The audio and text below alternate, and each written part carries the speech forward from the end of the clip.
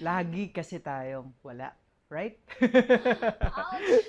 So, Grabe. yun naman yung downside ng mga career person like Yes, millennial, Gen Z. totoo. So, syempre, we're striving Medyo into ano. naka-relate ako dun ata. Nakarelate ka, Oo. Alex. Yeah. Okay. Number one kasi, hindi natin na rin nababantayan yung Mm-mm. food nila. No?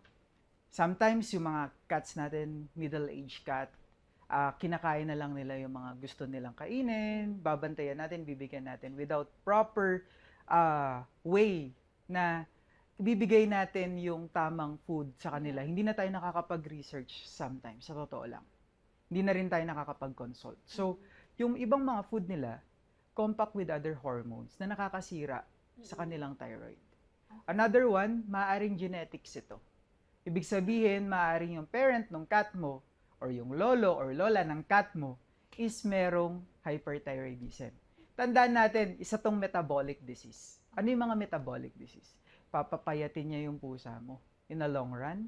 And magiging hyperactive siya. Kung mapapansin mo, mag-change siya ng behavior. Dati, Yeah. docile lang siya.